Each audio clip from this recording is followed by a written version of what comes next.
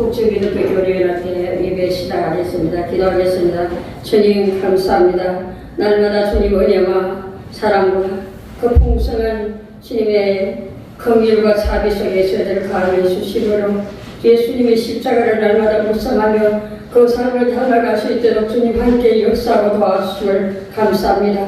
이 시간에 주님 경건한 마음으로 예배와 모든 것을 시작하였으니 주님 하늘의 모든 신뢰한 것을 저희의 마음속에 주님 알려주시고 저희 삶 가운데 하나님의 영광만 나타나는 귀한 생애대로 살 수 있도록 주님 역사하고 도와주심을 감사드리며 우리 구주 예수 그리스도의 이름으로 감사 기도드려옵나이다. 아멘.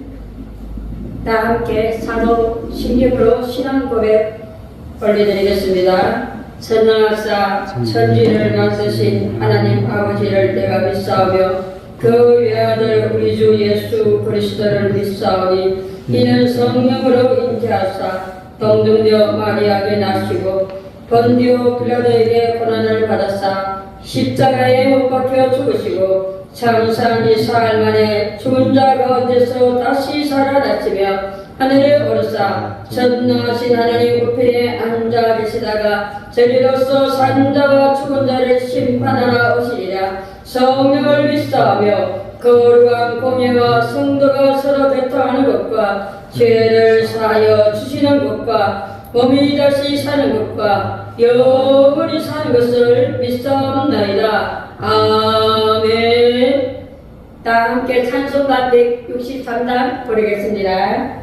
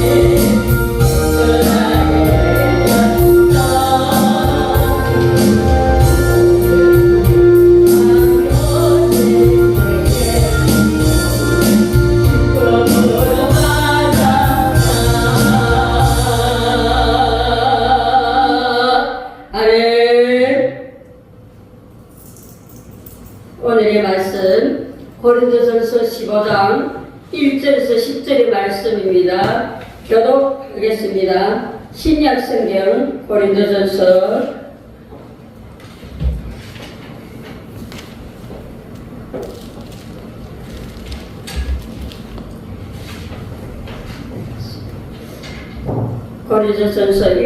15장 1절에서 10절의 말씀입니다. 교독하겠습니다. 15장 1절의 말씀. 형제들아, 내가 너희에게 전한 복음을 너희로 알게 하노니 이는 너희가 받은 것이요 또 그 가운데 선 것이라. 너희가 나의 전한 그 말씀을 굳게 지키고 헛되이 믿지 아니하였으면 이로 말미암아 구원을 얻으리라.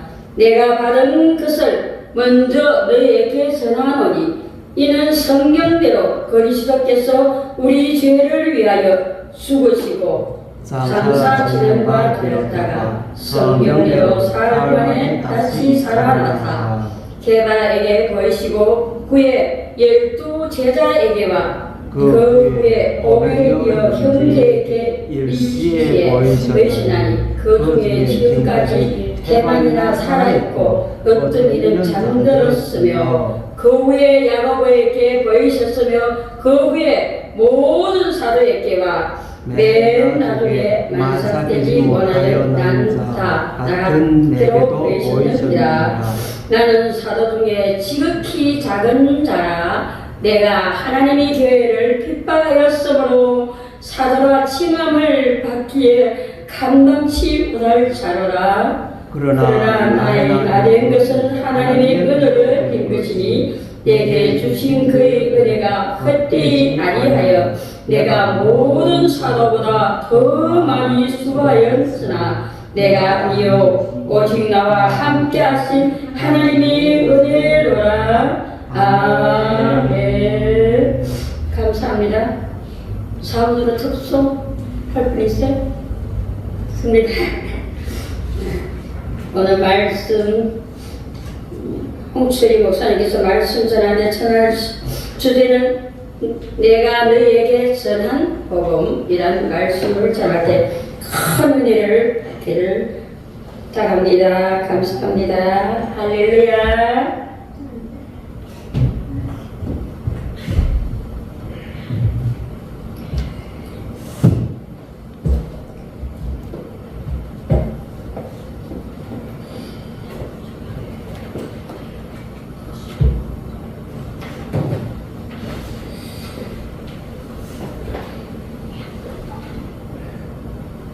이 고린도전서 15장은 우리가 너무나 잘 아는 소위 부활장이라는 말씀입니다. 이 고린도전서 15장에 나온 이 바울의 고백이자 증언이 우리 기독교 복음의 핵심을 잘 드러내고 있습니다. 이 복음이라는 단어는 원래 기독교적인 용어가 아니죠. 유앙겔리온이라는 단어는 소위 로마의 황제에게 적용되는 그런 말이었습니다. 로마가 황제가 다스리는 것이 너에게 복음이다 라고 선포되던 그런 때입니다. 그런데 그것을 그리스도인들이 예수를 믿고 또 거듭나고 그 복음의 힘을 얻게 된 이후에 로마의 황제가 이 세상의 참된 복음이 아니라 그가 왕이라는 것이 이 세속적인 왕이라는 것이 즉 주의 왕이라는 것이 우리 생명을 살리는 것이 아니고 우리 그리스도께서 우리를 위해서 죽으시고 부활하셨다는 것이 진짜 복음이다 라는 것을 드러내기 위해서 그 복음이라는 단어를 차용해 온 것입니다. 새롭게 그 의미를 부여하게 된 것이죠. 한국교회 요즘에 또 가만히 보면 이 복음을 왜곡해서 변질된 복음을 전하는 사람들이 예수님 당시에 더더군다나 우리 기독교인들은 소수죠. 로마 제국의 식민지 하에 있던 나라, 그 나라의 식민지 백성, 또 로마 황제도 인정해 그나마 어쩔 수 없이 인정해주는 정도가 유대교인데, 유대교의 입장에서 볼 때는 우리 기독교는 예수님 복음을 전하는 크리스찬들은 아주 소수고 이단 취급을 받던 그런 때입니다. 그런 때에 이 복음을 전한다는 것은 정말 목숨을 내걸고 당당하게 복음을 바울이 선포했던 것입니다. 그래서 여기 보면 1절에 형제들아 내가 너희에게 전하는 복음을, 고린도 교회 1차 고린도 서신서를 받고 있는 1차 독자인 고린도 교회를 향하여 형제들아, 그리스도 안에서 한 형제들이라고 그렇게 호칭하면서 내가 너에게 전하는 복음, 바울이 직접 전하는, 이 전하다는 말이 1절에도 나오고 2절에도 나오고 또 3절에도 나오고, 그렇게 여러 번 반복해서 나온 것은 그게 굉장히 중요한 용어라는 걸 알 수 있죠. 전하다는 말이 오늘날 뭐 복음 전하는 나오면서 전도지 나눠주고 전하다는 그런 의미가 아니고요. 이게 말하자면 의역을 해도 전승한다는. 우리는 이렇게 텍스트 글자가 새겨진 성경책이 마음 놓고 이렇게 그 인쇄술이 발달된 뒤에 독일의 구텐베르그에서 인쇄술이 발달된 뒤에 성경책이 뭐 널리 보급됐지, 당시에는 성경책이 아무나 볼 수 없었어요. 더더군다나 본문에 나오는 성경은 구약 성경만을 말하는 거죠. 그러니까 대부분의 사람들은, 대부분의 크리스천들은 그 글로된 구약 성경이 나오고 추격된 그 바탕을 둔 복음을 전할 때 그것을 암송하는 게 자연스러운 문화였습니다. 왜냐하면 그 당시 구전 문화가 이렇게 글 쓰고 그것도 있었지만, 글쓰기 문화도 있었지만 구전 문화가 병행해서 병전하던 어떤 면을 더 중요한. 그러니까 복음을 잊어버리지 않기 위해서 그 집단이, 그 공동체가 계속 암송해서 잊어버리지 않도록 외워가지고 몸에 완전히 배일 정도로 그렇게 담고 다니는 게, 그게 말하자면 전하는 거예요. 전하기 위해서 그릇에 그렇게 담아야죠. 그거를 잡았다가 전달하는 역할을, 그런 도구적인 역할을 했다는 그런 맥락에서 이렇게 고백을 하는 거예요. 그래서 내가 너에게 전한 복음을 너에게 알게 하노니 이는 너희가 받은 것이요. 전승시켜서, 바울이 전승을 시켜서 그 입술에 담아서 몸에 담아서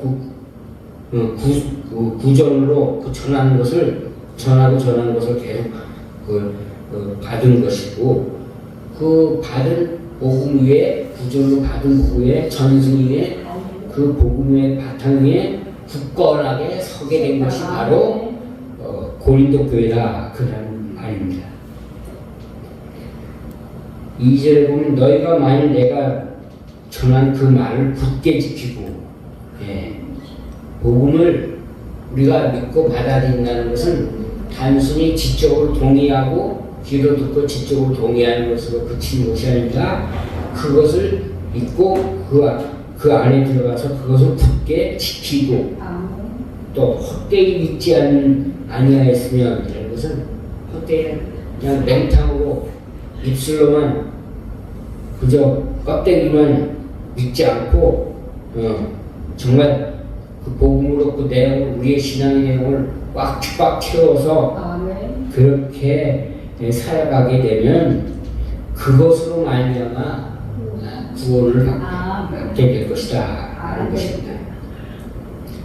내가 받은 것은 이 전하는 것과 연결시게 되죠. 전하는 복음이 바울이 받은 것입니다. 바울도 자기가 복음을 창조한 것이 아니라 자기도 전해받은 것이다. 최초 누구에게 받았어요? 부활하신 예수 그리스도. 다마스 도상에서 만난 예수 그리스도를 통해 부활하신 예수 그리스도를 통해서 전해받았어요. 그 전해받은 그 복음을 먼저 고린도 교회를 비롯해서 성도들에게 전하였느니 그 얘기죠. 이는 그러면 그 복음의 내용이 뭐냐? 복음의 내용을 그냥 쭉 압축해가지고 약한 읽고 쭉 압축해가지고 그 진액을 지역자수 나오면 그 내용을 두 가지로 압축할 수 있어요. 첫 번째, 성경대로 그리스도께서 우리 지혜를 위하여 죽으시고, 성경대로 그리스도께서 우리, 여기서 말하는 성경은 물론 구약성경이죠. 아직 신약이 쓰여지기 전이니까 성경대로, 구약성경대로 그리스도께서 우리 죄를 위하여 죽으시고, 그러니까 구약성경에 이미 예언되고 약속된 대로 그리스도께서 우리를 위하여 죽으신 거죠. 그러니까 그리스도께서 우리를 위하여 죽으셨다는 그 사건은, 고난당하시고 죽으신 사건은 우연히 일어난 일이 아닙니다. 어쩌다가 일어난 일이 아닙니다. 어쩌다가 베푸신, 눈이 마주쳐서 우리에게 베풀어 주신, 우연히 사랑을 베풀어 주신 사건이 아니라 창세전부터 하나님이 가슴에 품으시고 그것을 그냥 계속 품고 그걸 이루어질 때까지 그렇게 열정을 품으시고, 제가 존경하는 어떤 그 목사님은 그의 주적 가운데 제목이 하나님의 열심이죠. 하나님의 열심. 하나님이 그 열정을 품으시고, 끝까지 우리 창세전부터 선택받은 우리 그리스도인들, 하나님의 언약 백성들을 구출하시기 위해서, 구원하시기 위해서 행동하신 그것이 하나님의 열심 안에 다 녹아 들어있다는 거예요. 그것을 우리 고린도전서에는 성경대로 그리스도께서 우리 죄를 위하여 죽으셨다는 것을 표현합니다. 그 강제고소령이라고요. 저기 소위로 인간해가지고 자기 부하들 수류탄 던지는 훈련을 시키는데 그 훈련받던 훈련생이 잘못 던지는 바람에 수류탄을 뒤로 던졌어요. 그래가지고 그냥 부하들이 있는데 수류탄이 갑자기 뚝 떨어지는 거예요. 그러자 그 강제고 그 당시에는 이제 소령이 아니라 몸을 누가 의논하고 자시고 할 것도 없이 그냥 그 몸을 그냥 겁을 던져가지고 수류탄을 던져가지고 폭파해서 살아전 뼈좀 남은 없이 다 완전히 산화돼서, 그리고 대신 그 주위에 있는 그 부하들은 살렸어요. 그래가지고 지금도 거기 가면 그 강제구소령을 기념하는데, 강제구소령이 그 독실한 크리스찬이에요. 그 가정도. 그렇게 해서 그 하는 그 귀한 그 남을 위해서 희생하는 그 사람을 누구에게서 배웠겠어요? 그리스도에게서 배웠겠죠. 그리스도의 사랑. 그걸 어려서부터 그 가정에서, 교회에서. 그런데 강제구소령도 생각해보고 싶다. 그분도 그 자기 부하가 수류탄을 잘못 던져가지고 그 부하 위에 떨어진 내가 기다리고 있다가 이 땅에 거기 덮쳐야지, 그렇게 계획하고 있을까요?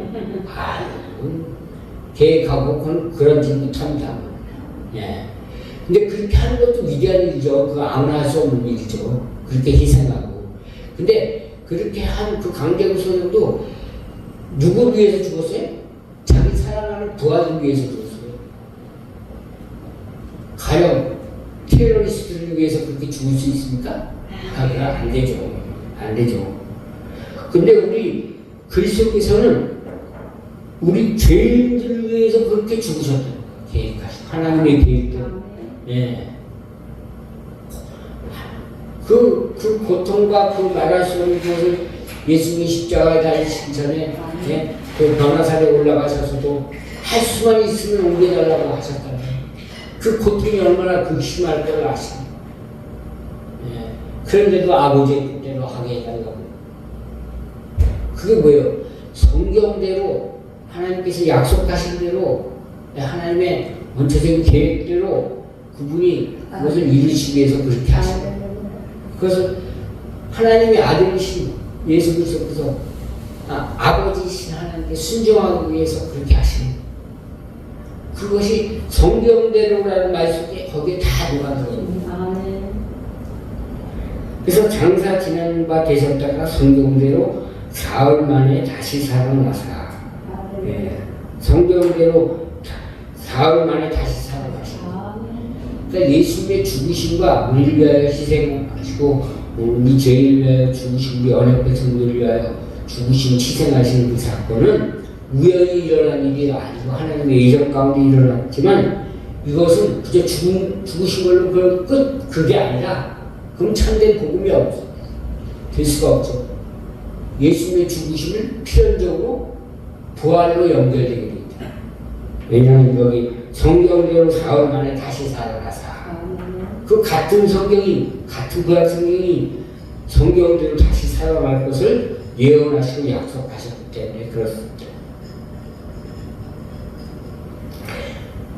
그렇기 때문에 십자가의 죽으심과 다시 살아나신 부활하신 사건은 이 손바닥과 손등처럼 뗄래야 뗄 수 없는 복음의 핵심 가치, 복음의 양면이라는 것을 잘 드러내 보여주고 있는 것입니다. 그래서 개발에게 보이시고 후에 12제자에게와 여기 개발은 우리가 잘 아는 베드로를 말하는 것이죠. 그 수석 제자인 제자들에게 보이시고 바울은 어떻습니까? 막내 제자죠. 막내 제자. 제자의 제자. 어떠면 13번째, 12번째 그 유다가 배신했기 때문에 그걸 또 그렇기도 하지만 그래서 후에 500여 형제에게 일시에 보이셨나니 당대 그러니까 부활을 믿지 않는 사람들이 많습니다. 부활을 믿지 않고 부활을 부정하는 그 가설 중에 하나가 환상설이죠. 환상설. 헛것을 봤다. 예수님 부활하고 제자들이 가서 전하니까 야 너희 이거 헛것인 거야. 너희 이거 잘못 짜가지고 그 저기 뭐야 불면증에 걸려 시달리다가 요즘에 그 내란 속에 그 파면당하는 저도 그 파면당하는 그 재판 헌법재판소에서 전원일치 그리고 파면합니다. 그 위에 잠을 아주 꿈같이 자는데 그 전에는 내란 저기 뭐야 불면증으로 굉장히 시달렸어요. 그래서 이 제자들에게도 너희 그 잠못 자가지고 헛것을 본 거야. 근데 그 헛것을 보는 것도 한두 사람이야 헛것을 볼 수 있지. 500명이 동시에 헛것을 볼 수 있습니까? 말도 안 되는 얘기죠. 그게 더 헛것을 봤다는 게 더 믿기 어려운 불가능한 얘기죠. 그래서 바울이 이렇게 얘기할 때는 자기뿐만 아니라 500여 형제에게 여기 12제자 예수님의 부활을 본 목격한 가론이라는 목매다가 자살했으니까 그거 제외하더라도 그 아무튼 12제자하고 500여 형제하고 그걸 일시에 보이셨으니까 그 중에 지금까지 대다수는 살아있고 누가 살아있다는 거예요? 부활을 목격한 사람들이 살아있다. 바울이 이 편지를 쓸 때 지금 나는 부활을 목격한 사람이라고 하고 당당하게 나설 사람이 수고를 나서서 증언할 사람이 법정적인 증언을 할 사람이 500여 명 여기 제자들까지 포함 더 나왔겠죠. 그 중에 지금까지 대다수는 살아있고 어떤 사람은 잠들었으나 잠들었다는 얘기는 죽었다는 얘기죠. 근데 우리 그리스도인은 잠들었다고 표현하죠. 예수님이 누구예요? 나사를 보고 잠든 나사를 깨우러 가자 그랬잖아요. 그러니까 우리 예수 믿는 사람은 예수 믿는 사람 죽었다고 표현하기보다는 점잖게 저거 잠들었다 그렇게 표현하는 게 성경적이에요. 어떻든 잠들었으며 구의 야고보에게 보이셨으며 구의 모든 사도에게요. 그러니까 사도, 제자라고 부르려면 조건이 필요해요. 어떤 걸 갖춘 사람이 사도입니까? 예수님의 죽으심과 부활을 목격한 사람이에요. 네, 목격자. 최소한. 그 목격한 것을 들은 사람이구나. 그러니까 최소한 목격한 사람이네. 네. 그런데 여기 야고보에게 보이셨으면 구의 모든 사도에게와 맨 나중에 만삭되지 못하여 난 자 같은 내게도 보이셨느니라. 만삭되지 못하여 난 자 같은 자가 요즘 말로 하면 뭡니까? 7분이 8분이 그잖아요. 그러니까 저기 만삭되지 못해 미리 태어나죠. 요즘에 그 다 자라지 못하고 태어나면 어디에 들어가요? 인큐베이터에 들어가죠. 요즘 말로 하면 인큐베이터에 들어간다. 그러니까 정상적으로 그리스도 안에서 태어난 자가 아니라 참 미성숙한 상태로 그런 태어난 자를 말하는 것이죠. 이게 만삭되지 못하여 난 자기는 그리스도 안에서 비춰보는 그런 미성숙한 상태로 태어난 자와 같은 자다. 이게.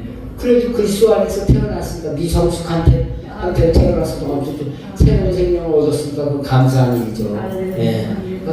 그러니까 바울이 참 자기 겸손한 그런 표현이죠. 그런 그 미성숙한 그런 그래서 예수 믿는 사람을 잡아 죽이려고 다 체포하려고 그렇게 쫓아내서 어디서부터 자기를 돌이키게 하셔서 다메섹에서 부활하신 예수님이 자기를 만나서 돌이키게 해서 이렇게 사도로 뽑으셨다 그 얘기죠. 그래서 나는 사도 중에 가장 작은 자다. 가장 비천한 자라는 거죠. 가장 비천한 자. 예. 나는 하나님의 교회를 박해하였으며 가장 작은 이유가 비천하는 것이 그 전에 예수 믿는 사람들을 박해. 그렇죠. 그 예루살렘 처음에 그 부활을 증언하는 사도들이 문제가 어디예요? 예루살렘 교회가 모교회야. 거기서부터 흩어져서 설교도 하고 그랬잖아요. 예. 맨 나중에 저기 사도 바울이 뛰었잖아요. 사도 바울이 그 누구예요? 누구에서 그 눈에서 비늘 같은 거 벗겨지고 그렇게 됐죠? 기도한 것 때 누구의 기도로? 예? 성경의 사도행전에 보면 나오죠. 내가 저 갑자기 이름이 생각이 가물가물한데. 바나바는 같이 다니던 그 처음에 저 눈이 먼 것처럼 그냥 부활하신 예수님을 만났을 때 옆에 있는 사람들이 부축해가지고 데리고 왔잖아요. 그가 그한테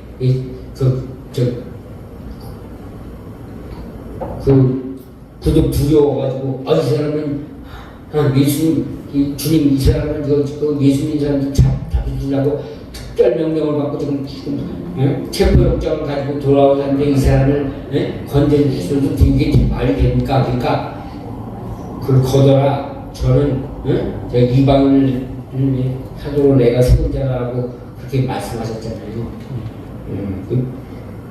사도행전 몇 장인가? 몇 장이 나오죠? 바울이 회심한 사건. 9장인데. 네. 한번 볼까요? 사도행전.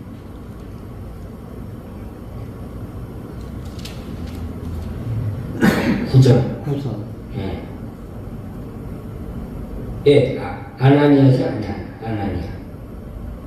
예, 아나니아라는 사람이 들어와서 자기에게 안수하여 다시 보게 하는 것을 보았고, 이제 하시거든. 아나니아가 대답하여 주여 이 사람에 대하여 내가 여러 사람에 대하여 듣사온즉 그가 예루살렘에서 주의 성도에게 적지 않은 해를 끼쳤다 하더니.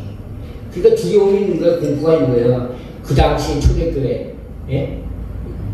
12사도가 있었던 예루살렘 교회 사람들은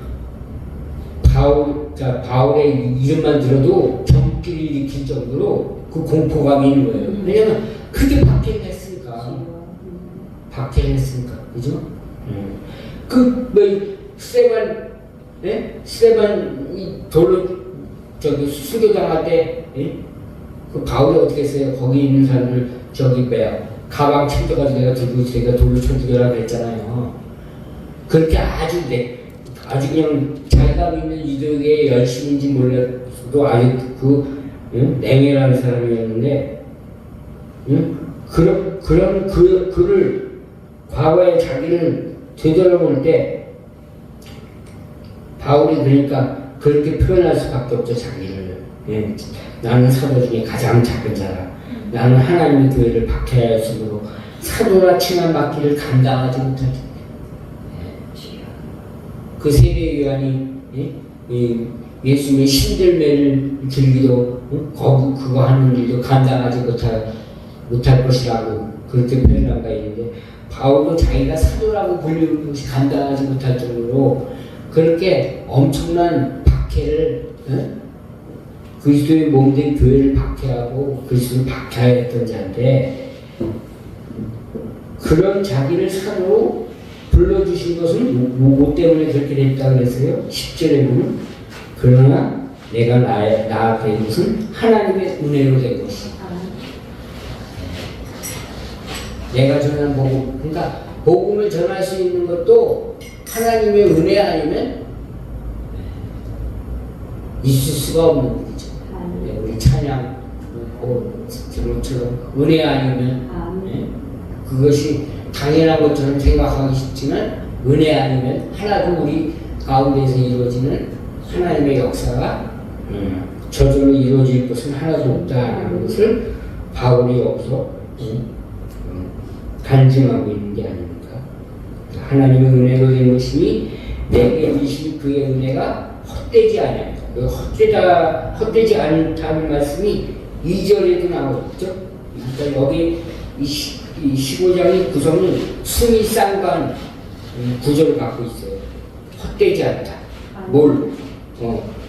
복음을 전한 복음을 굳게 지키고 헛되이 믿지 아니하면 구원을 받는 것처럼, 또 여기 10절에 나온 것처럼 하나님의 은혜가 주어지는 그 은혜는 헛되지 않기 때문에 반드시 뭐 수포로 돌아가거나 그렇게 뒷바닥에 떨어지는 그런 무가치 않은 것으로 절대로 망하지 않기 때문에, 헛되지 않기 때문에 내가 모든 사도보다 더 많이 수고하였으나, 바울이 수고를 많이 했죠, 그렇죠? 그렇다고 상대적으로 다른 선배 사도들이 못했다 그런 얘기가 아니에요, 그렇죠? 여기서 바울이 고백하는 것은 그 사도들도 수고했지만 자기도 수고를 많이 했다는 얘기고 자랑하려는 게 아니라 그 사실을 말하는 거죠.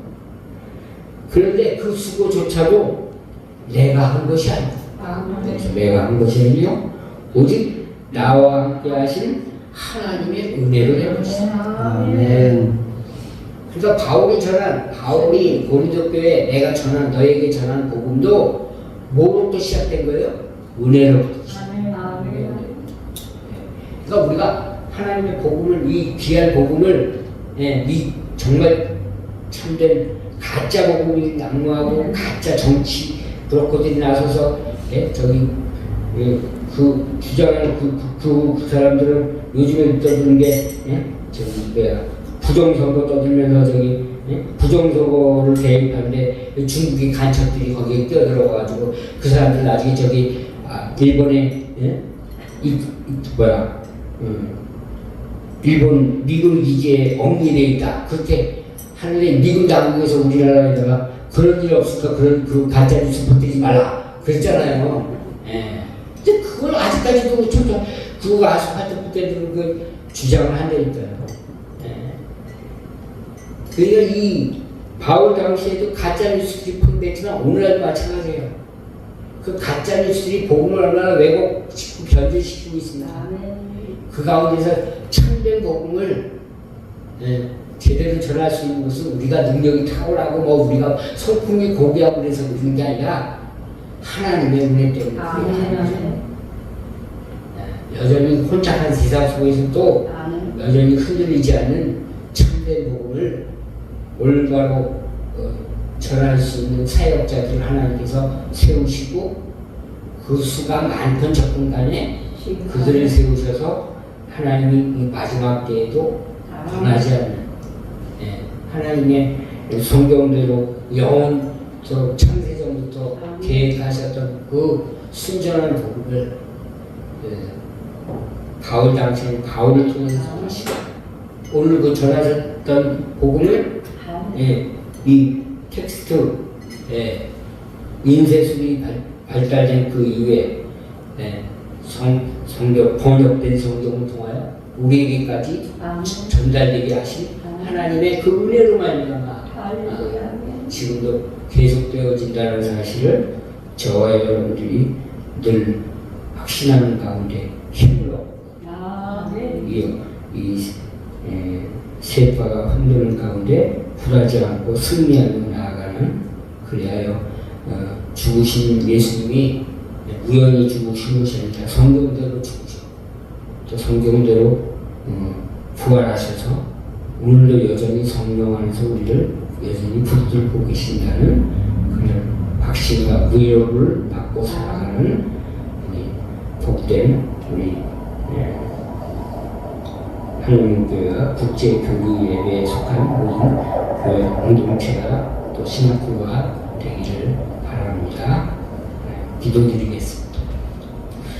주님 감사드립니다. 저희들 사랑하여 주셔서 오늘 주님 전쟁에 이루어서 두세 사람이 모인 곳에 주께서 함께 하시겠다는 약속에 의지하여 주님께 찬양과 영광을 올리고 이 성경대로 전하는 복음, 그 복음이 얼마나 귀하고 값진 것인가를 우리가 늘 수만 년이 지나도 100만 년이 지나도 다 깨달을 수 없는 그 귀한 복음을 전하는 그 특권을 우리가 누릴 수 있도록 하시고 겸손한 자세로 또한 이 복음을 전함으로 많은 죽어져가는 영혼들을 살릴 수 있는 그런 하나님의 은혜로 말미암아 새로운 생명의 역사가 지금도 여전히 일어나고 있다는 사실을 기억하고 또 이뤄받고 격려받고 한 발자국 한 발자국 나아갈 수 있도록 은총을 더하여 주시옵소서. 이 모든 동역자 위에 주님께서 늘 동행하시고 성령으로 이루하여 주셨길 간절히 바라고 나올 때 이 모든 말씀을 예수님의 이름으로 기도드립니다. 아멘.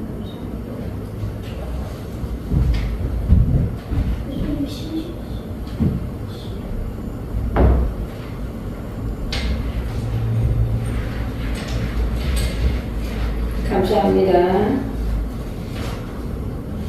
성경대로 바울도 성경대로 전하시고 성경대로 믿는 그런 복음만이 저희들 삶 가운데 임하여 믿음의 굳건 되기를 예수님으로 축원합니다. 귀한 말씀 감사합니다. 준비한 예물을 하나님께 드림으로 찬송가 135도 부르겠습니다.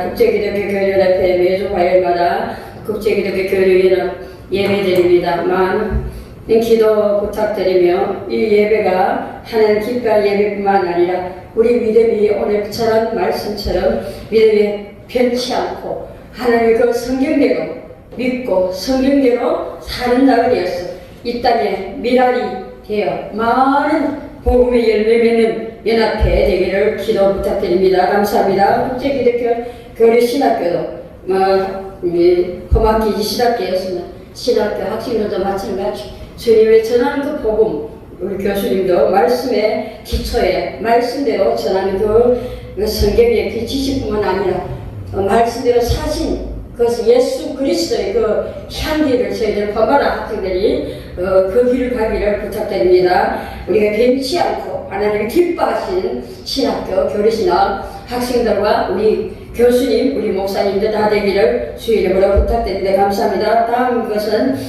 광고는 주바에 참고하고 보시고 많은 협조, 기도 부탁드립니다. 감사합니다. 찬송가 3장 헌금기도와 축도 홍초희 목사님께서 하고 마치겠습니다. 3장 찬송 부르겠습니다.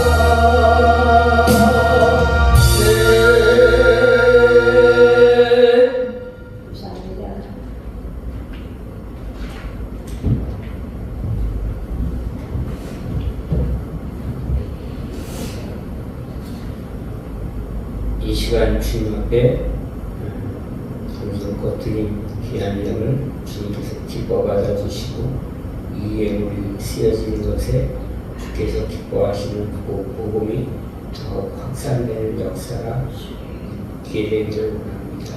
주님 또한 저희들 살아가면서 필요한 일용할 양식을 비롯하여 의식 때문에 시험당하지 않도록 늘 성령님께서 저희의 생애를 주장하여 주시옵소서.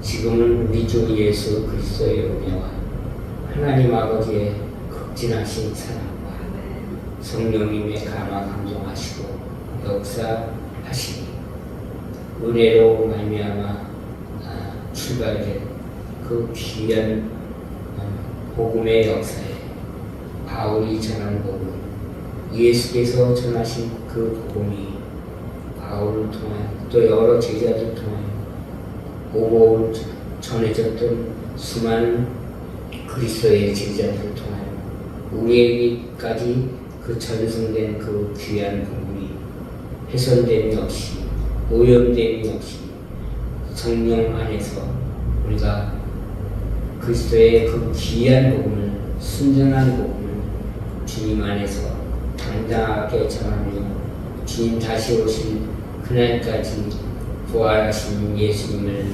기쁨으로 맞이한 그날까지 부활의 증인으로 이 복음의 증인으로 살기를 마음에 결단하는 여기 모인 모든 동역자들과 우리 국제교류연합 지체들과 또 우리 신학교회 또 하늘문교회 위에 성삼위 하나님께서 영원토록 함께하여 주시옵기를 예수님의 이름으로 축원하옵나이다.